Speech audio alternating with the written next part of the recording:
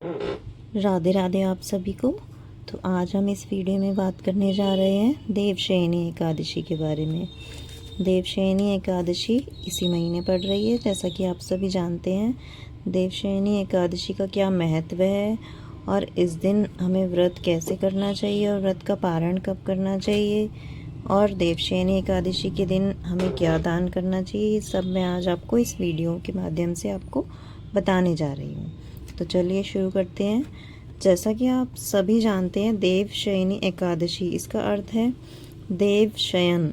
इसका अर्थ है कि देव जो है हमारे वो शयन के लिए जाने वाले हैं। जो श्री नारायण हैं, श्री विष्णु भगवान हैं, वो 4 महीने के लिए योग निद्रा में जा रहे हैं। तो इस एकादशी से आगे के 4 मास तक वो जो है योग निद्रा में रहेंगे। और इतने जो भार जो है इस पृथ्वी का और इस ब्रह्मांड का जो भार है, जो श्री विष्णु संभालते हैं, उनकी जगह इस भार को महादेव संभालते हैं। तो इसलिए इस एकादशी को देवशयनी एकादशी कहा जाता है। इस समय पर देवता सो जाते हैं।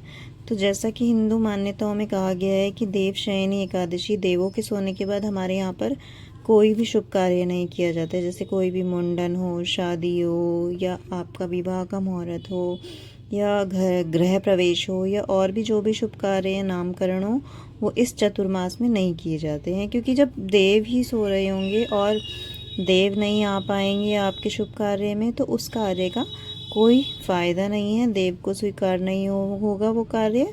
तो इसलिए इन 4 मास के लिए, चतुर्मास के लिए हम ये शुभ कार्य थोड़े समय के लिए रोकने होंगे। इस 4 महीने यानी कि चतुर्मास के बाद एक और एकादशी आएगी, जिसको कहेंगे देव उठनी एकादशी।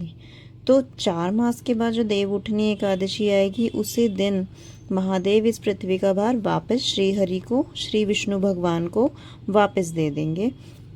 और उनका जो भी कार्य होगा, जो भी होगा, वो सब महादेव के हाथों में सौंपकर श्री विष्णु योग निद्रा में चले जाएंगे। तो जानिए तो चलिए आगे जानते हैं कि इस महीने जो देवशयनी एकादशी पड़ रही है वो कब की पड़ रही है। इस महीने जो देवशयनी एकादशी पड़ रही है वो 24 जुलाई को सुबह 9:12 पर शुरू हो जाएगी और 25 जुलाई को 11:34 तक रहेगी। तो यदि आप एकादशी का व्रत रखते हैं या देवशयनी एकादशी का व्रत रखना चाहते हैं, तो आपको यह व्रत 25 जुलाई शनिवार के दिन ही रखना होगा। उसी दिन इसको माना जाएगा। तो आप को जो है ये व्रत रखने से बहुत अच्छे फल मिलते हैं। आपको बहुत ही आगे जाकर बहुत ही अच्छे फल मिलते हैं। और यदि आप देवशयनी एकादशी का व्रत रखते हैं, तो आपको वैकुंठ धाम से कृष्ण भगवान के जो गण हैं वो ही लेने आते हैं। तो इसलिए आपको देवशयनी एकादशी का व्रत अवश्य रखना चाहिए। और मैं तो ये कहती हूँ कि आप यदि व्रत रख रहे हैं तो पूरे तन मन धन से पवित्र होकर इस व्रत को रखिए और इस व्रत का पालन करिए। और इस व्रत में कथा सुनने का बहुत ही ज़्यादा महत्व है। तो आप एक देवशयनी एकादशी की कथा अवश्य सुनिए। और व्रत का जो पारण है वो इस बार होगा 26 जुलाई। पारण का समय है 5:38 से लेकर 8:22 के बीच तक। तो आपको जो व्रत का पारण है वो इसी समय करना होगा। इसके बाद क्या होगा, इसके बाद विष्णु भगवान 4 महीने की चतुर्मास की योग निद्रा में चले जाएंगे। और आज के टाइम में कई लोग मानते हैं कि देवशयनी एकादशी के दिन हमें दान ज़रूर करना चाहिए, क्योंकि इसका बहुत अधिक महत्व है हमारे जीवन में। तो दान में आप क्या दान कर सकते हैं? यदि आप किसी ज़रूरतमंद को दान करें तो सबसे बेहतर होगा। और ब्राह्मण को भी दान कर सकते हैं और ज़रूरतमंद को भी, जैसे ही आपकी श्रद्धा हो आप उस प्रकार से दान कर सकते हैं। दान में आप अन्न दे सकते हैं, वस्त्र दे सकते हैं, फल दे सकते हैं। और हाँ, पीला वस्त्र दान करने का इस दिन बहुत ही स्पेशल है, इफ़ेक्ट है। तो आप हो सके तो पीला वस्त्र किसी को दान कीजिए।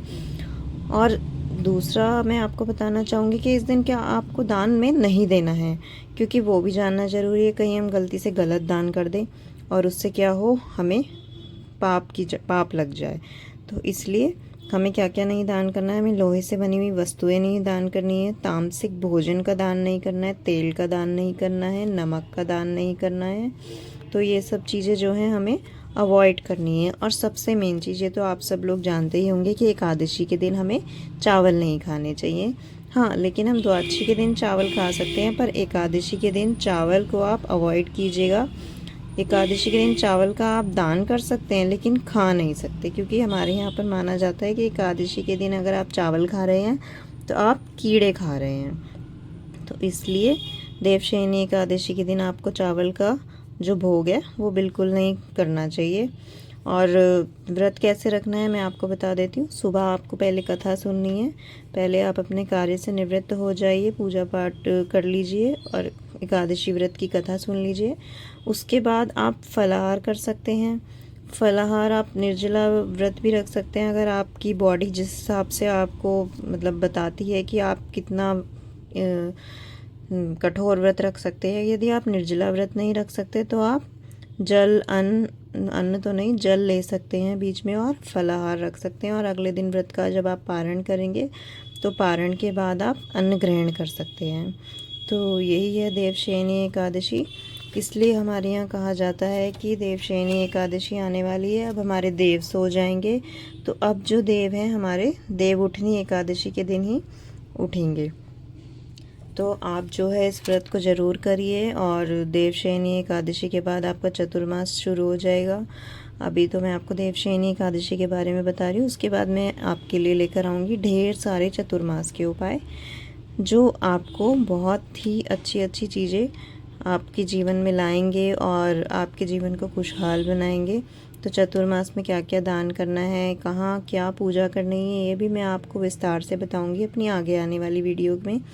तो अगर आपने मेरा चैनल सब्सक्राइब नहीं किया है तो आप सबसे पहले मेरा चैनल सब्सक्राइब कीजिए और इस वीडियो को प्लीज़ प्लीज़ प्लीज़ लाइक कर दीजिए अगर आपको जानकारी अच्छी लगे। चलिए इस वीडियो को यही ख़त्म करते हैं और आप मुझे कमेंट में ज़रूर बताइएगा कि आपको राधा कृष्णा जी का श्रृंगार कैसा लगा और मुझे इनके श्रृंगार में और क्या क्या चेंजेस करने चाहिए, आप मुझे कमेंट करके ज़रूर बताइएगा और उनके लिए एक लाइक ज़रूर दीजिएगा। राधे राधे।